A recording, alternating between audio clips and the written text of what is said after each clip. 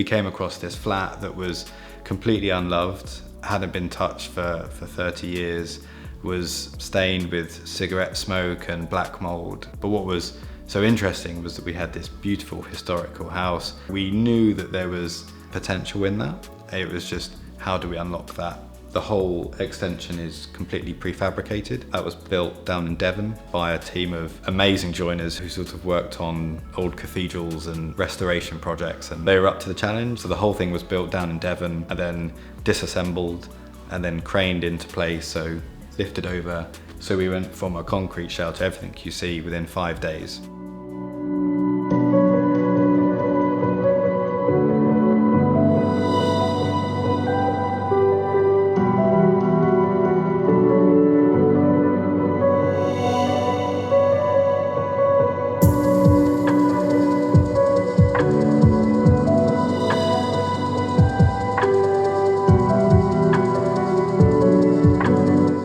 A real fast turnaround and enabled us to have really high levels of airtightness. So everything was pre-taped, everything was pre-insulated, and it meant that whilst the house is technologically advanced, there's a real sort of minimal architectural quality that is quite rare and quite hard to achieve.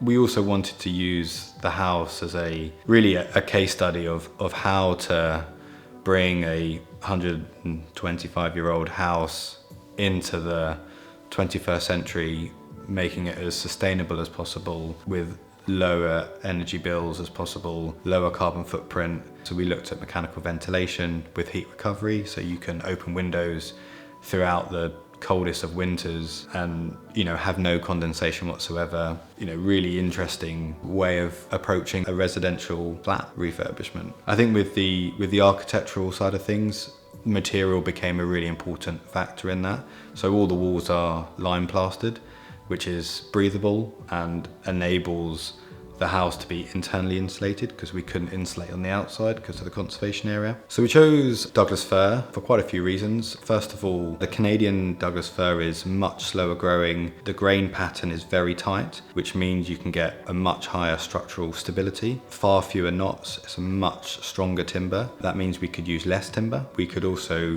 achieve the 3.5 meter high single pieces of timber for the doors and windows. After 3.5 years, they haven't moved at all and are absolutely straight and work really well. Also the cladding, which has been treated differently, so that actually has a fossilizing treatment and is guaranteed for a number of decades without any maintenance. And we could go to such a fine cladding profile because the timber was such good quality and there was no knots at all.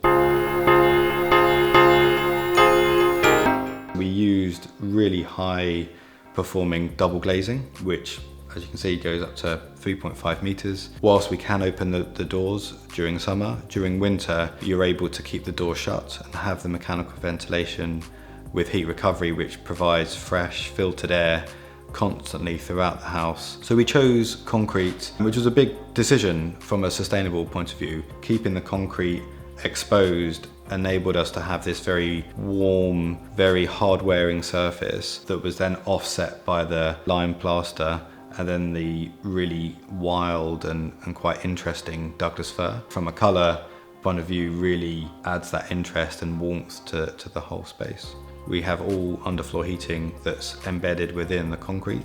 So the concrete acts as a heat sink, so the whole floor becomes warm when the heating's on. We chose underfloor heating as it's a more sustainable form of heating. We do have zoned heating areas for the different heating demands. So we have ultimate control, which is all controlled via Wi-Fi smart thermostats as well. So you can, if you forget your heating when you've gone on holiday, you can turn that off with your phone, or if you're coming back and you want a nice warm space when you're coming home from holiday, you can turn that on.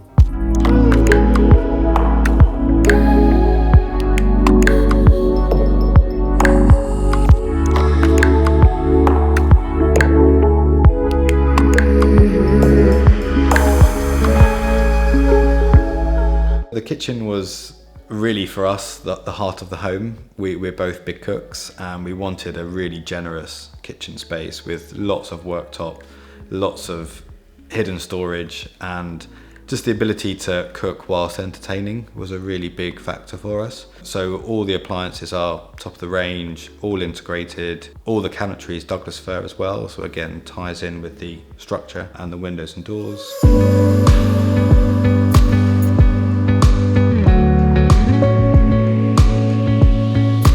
The principle with the lighting was to try and have as much natural daylight as possible. So we wanted this really soft ambient light throughout the house at pretty much any time of day.